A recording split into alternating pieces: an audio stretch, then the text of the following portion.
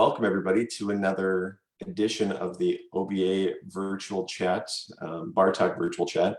I'm Dave Summers, Executive Director of the Omaha Bar Association, and I have the honor of having my dog Hector on my lap today. And we're interviewing Steve Hogan, Fraser Stryker, and we are here talking in large part about First Tee of Omaha, which is also on the Omaha Gives website today. It's Omaha Gives Day here in Omaha. A lot of people are giving to that, so I wanted to highlight that. Steve, thanks so much for joining us today. Dave, thank you so much for having me. I'm excited. It's nice to see another face during the quarantine, even though you're over Zoom. So thanks for having me. I'm excited to be here.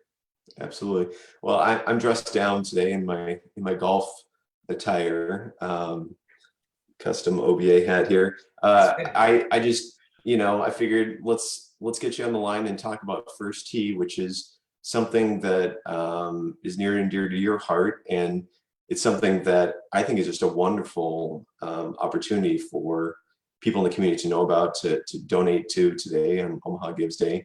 Can you tell us a little bit about the program? Yeah, so the First Tee of Omaha Hogan's Junior Golf Heroes. My dad started the program, Hogan's Junior Golf Heroes, back in 1990, which was quite a while ago. He was running the golf course, which was then known as Miller Park, which is now known as Steve Hogan Golf Course. But started the program when he noticed this same group of 3 kids that kept riding their bikes across the golf course and onto the greens, and he kept trying to catch them and could never catch them. And when he finally did, basically told the kids, like, look, if you want to be inside and on this golf course, you need to learn how to play golf. So come see me tomorrow. I'll hook you up with some clubs. And it started from there and ended up growing to where we serve over 2,000 kids a year at our various locations. So basically, we consider ourselves to be a youth development organization, not only a golf organization, because what's more important for us, and what my dad always said, is creating better citizens and not just great golfers. He always said that we're fishermen at our soul, and golf is just the hook. So we're trying to develop kids and develop characteristics in them. The First Tee, we partnered with the First Tee shortly after 1999, and basically said we have these 9 core values, honesty, integrity, respect, perseverance, courage, all these different things that we teach the kids alongside with golf skills each day, and teach them life lessons that they can kind of partner with those things. And so, it's a really great organization. It's a game that you can play for the rest of your life and get a lot out of it. I know I have, and I know you have too. And so, we're really excited about what the future holds for the program. And one of the things that I've noticed, I played golf with you a few times. You are incredibly respectful when it comes to playing. You have all the courtesies. Who's got honors on the tee, who's furthest away from the hole. You play with respect, and when I look at what First Tee does, it's a lot of this teaching the skills of life in through the lens of golf, and how you act on the golf course, and how you should be acting in life. It kind of meshes up well. Is that kind of the way that it's put together? Yeah, exactly. I mean, there's a lot of parallels between golf and life. And I think that that's why the program works so well, and why my dad pushed so hard to get it where we are today. In basketball, you have an official to call all the fouls on the other team. In baseball, you can, miss a few shots or miss a few swings, hit it in the foul territory, and you get another shot at it. In golf, if you hit it into the trees, you got to go in there and find your ball, hit it out of the trees. You have to call penalties on yourself. You have to, be honest with your score. There's no officials watching you. And it's just like life. If you screw up and you do something wrong, you have to go in and face it. And you face it like an adult. Or as a kid, but you have to face it honestly. And so I think that there are so many skills that you can learn through the game of golf that you can apply to your life. One of the first things that we do generally on the first day is teaching these kids how to introduce themselves. It's something that kind of comes second nature to us, but as golfers, but when you're on the first tee, you know, you look someone in the eye, you shake their hand, maybe not right now, but ordinarily you shake their hand, look them in the eye and say, hi, you know, I'm Steve Hogan, nice to meet you. And it seems so simple, but it's a lot, you know, with today's society and everybody's on their iPads and playing video games and Twitter and TikTok and all of that. There's a lot of these little life skills that kind of get lost by the wayside, and people don't know how to communicate face to face. And so we're trying to teach the simple things, and teaching kids how to be honest, and things like that really translate into society. Absolutely. I know that, I mean, you talk about calling penalties on yourself, Steve. Oof, man. It's hard. It's hard. Tell you what. Oh man, my ball should have landed here, or a little foot wedge action. I go back to watching Judge Schmales on, you know, I was interfered with, and right. Well, no, listen, I played with you over the weekend. I don't think that you had too many penalties you needed to call on yourself anyway. So I don't think you have to deal with that too often. Well, and you know, that was a fun outing. We for those watching, we hiked Quarry Oaks. It was a walking only day, and that course, 6.5 miles, 1,000 feet of elevation gain. It's quite a hike. And I asked you because you played collegiate golf at Creighton. You walked a lot, and you said that was one of the most difficult ones to walk that you've had in your career. Yeah, and I have played courses all across the country, and had to walk courses all across the country. And you're not going to come across too many places that are as hard to walk as Quarry Oaks. I mean, that walk from, I believe it was 14 to 15. Yeah. In that par three, I when I got on the tee at 15, I just, you know, I didn't even care where it went. I was just so out of breath. Like, let me just keep moving. I couldn't stop, but it was fun though. It was a good time. Now, I have some bad news this morning, Steve, and you're the first to find out. Executive Council decided yesterday we're not going to do the field day July 20th. You know, this tradition goes back over 40 years that we've had a golf outing, you know, during the summertime. We had 1 year back in, I think, 13 or 14 when we combined with legal aid for their scramble, but usually we've had our own field day. But just didn't seem like it would work out. One person per cart, no dinner, no shotgun start, all that stuff. So we're gonna have something else coming up. We're gonna do something competitive and about, you know, getting outside and everything like that. Lawyers getting outside, judges getting outside. But unfortunately, field day, which you won 2 years ago, you know, it's not going to happen. I have to say, if anybody hasn't seen the video, I'll try to put a link in there of Steve and Brandon Craner, basically like a WWE like press conference calling out everybody, all the chumps out there. Yeah. Sunglasses on inside of Fraser. Man, that was first take gold right there. It was awesome. We didn't pull it out last year though. You know, we dropped the ball. We were close. I believe we ended up taking third. I want to say, yeah, we got third place last year. So, you know, I guess this year we don't have a chance. So we'll come back next year. We'll come back stronger. We'll be ready for it. But I'm sad to see that it can't happen. Yeah, no, it's just one of those. I mean, it was said yesterday by Judge Smithcamp in the board meeting, you know, we're attorneys and judges, we're rule followers first and foremost. And if there was any way that we would be kind of winking and nodding about, you know, following the rules and not in this situation, we can't do that. So Understand completely. Stay safe, everybody. You know, even if everything's open and available to go to, still use common sense and stay safe. And that's what we're trying to do. Steve, can you give us just a little bit of a rundown? I mean, your dad worked at a golf course, you know, he was mentoring through First Tee. I mean, you grew up golfing and into college and still golf today. Can you talk a bit about your golf history? Yeah. So, you know, I always tell people that basically there's a time in my life where I don't remember golfing. You know, I don't remember the first time I went to go play golf or anything like that. Like my dad was the the head pro at both Miller Park and Fontenelle golf courses. And so, from when I was literally a toddler, he would take me to work with him and strap me into the golf cart basically, and we'll be golfing. So I've been golfing literally my entire life. And as a kid, I played in a ton of junior events across the city, across the state, across the country. Got to compete, in junior world championships and the Big I championships and things of that nature. And ended up going to Central High School and played for Central, and competed at state and went to state all 4 years and everything like that. And then eventually ended up going to Creighton University and playing for the golf team at Creighton, and had a blast doing that. Met some really great guys, played some awesome golf courses all across the country, and the competition was excellent. I mean, the walking 36 holes a day was a little rough, but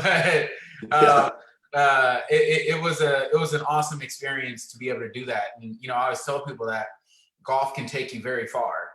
I ended up being able to go to college and with a scholarship, and even still to this day, being able to go out and playing with various individuals is great networking experience. And so I still try and golf as much as I can, not nearly as much as I used to.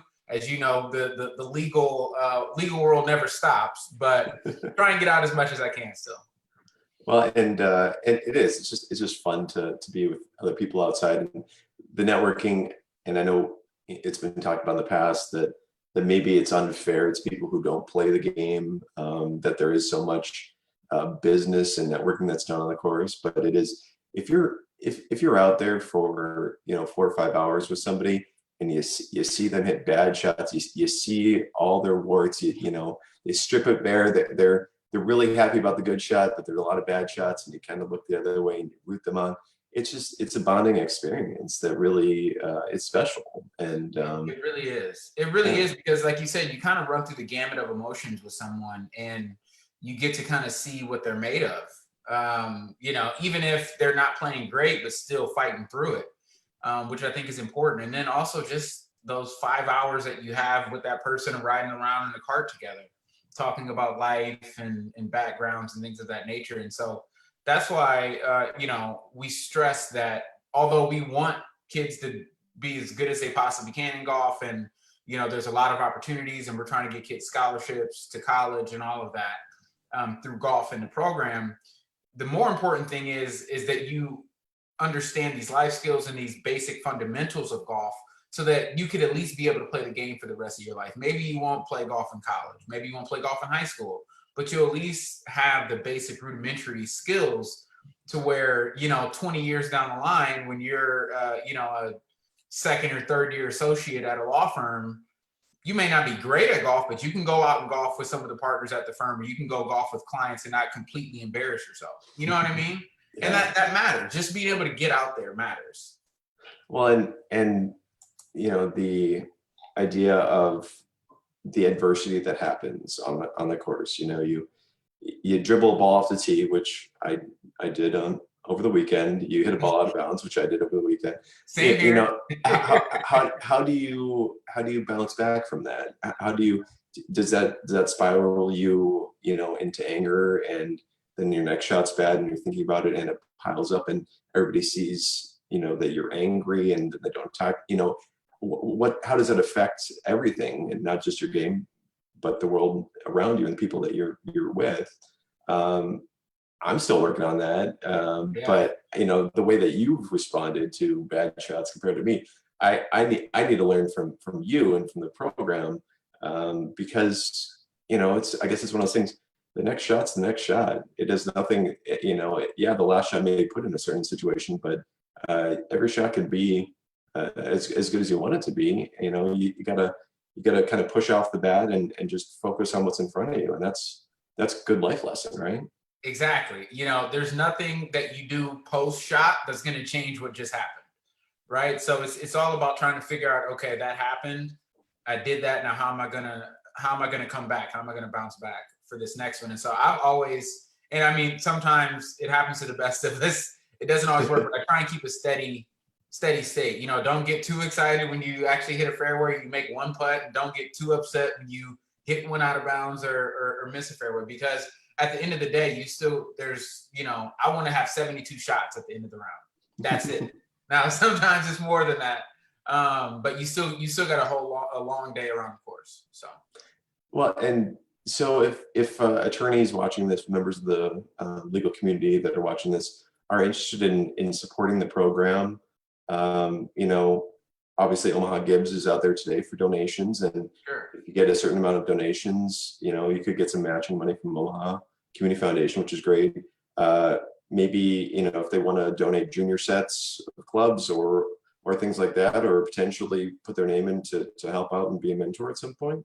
Yes, definitely.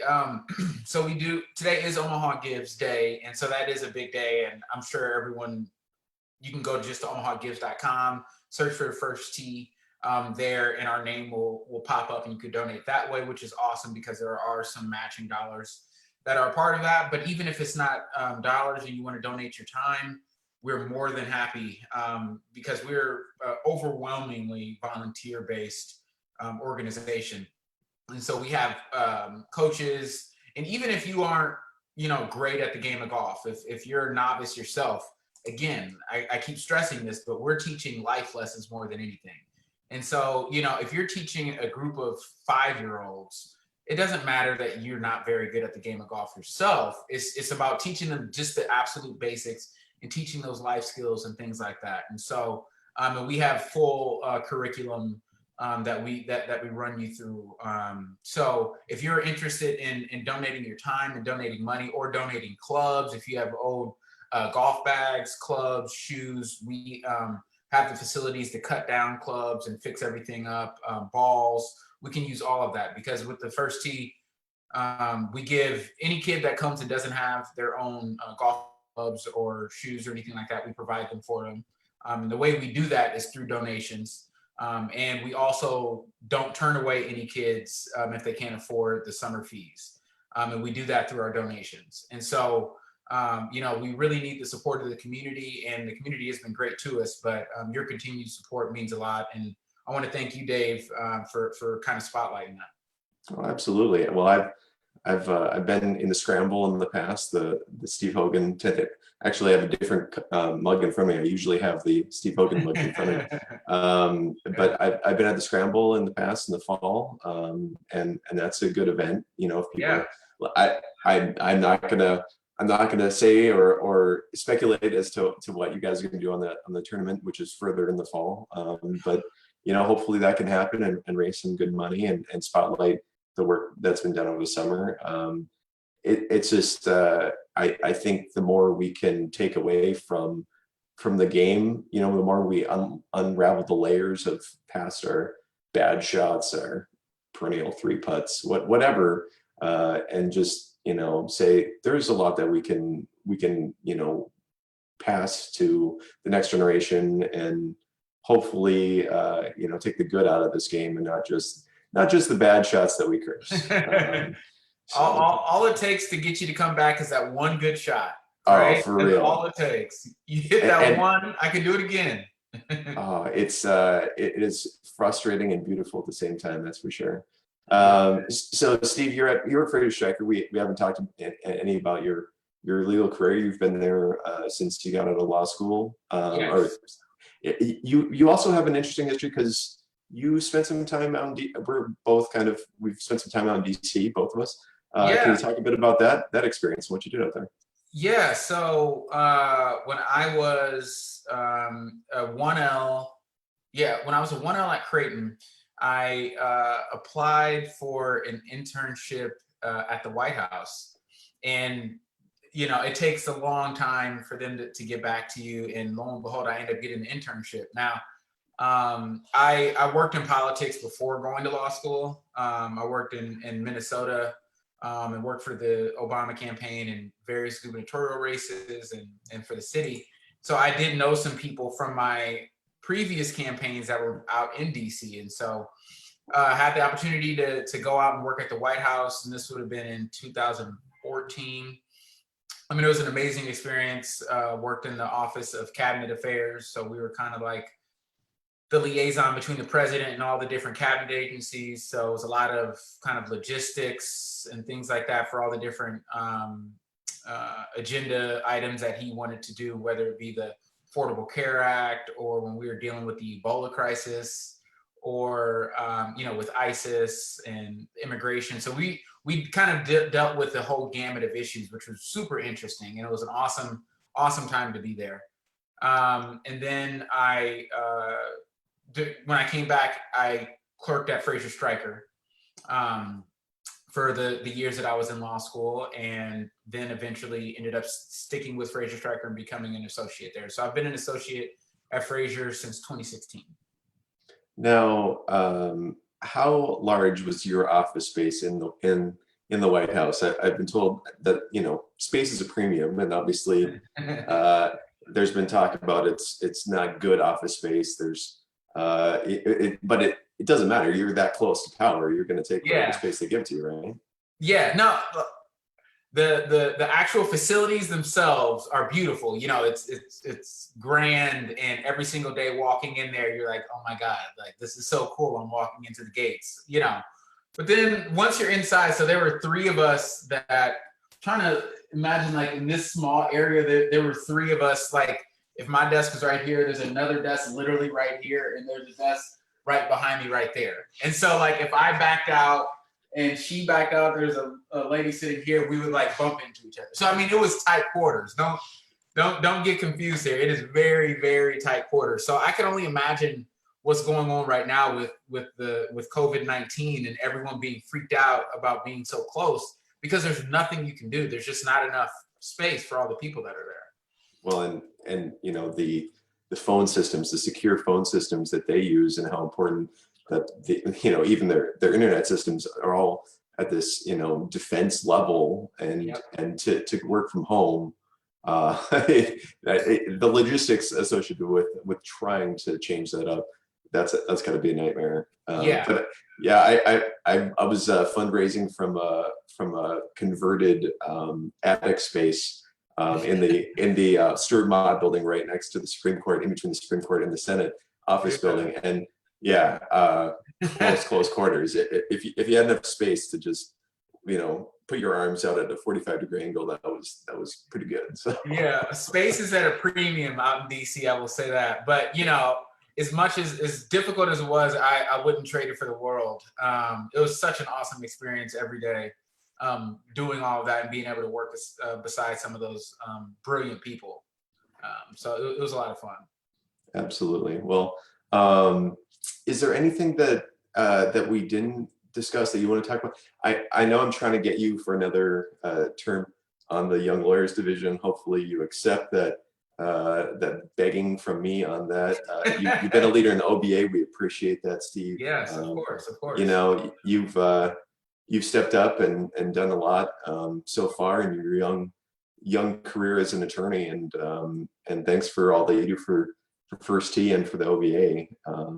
Anything you want to add before we close the Zoom here?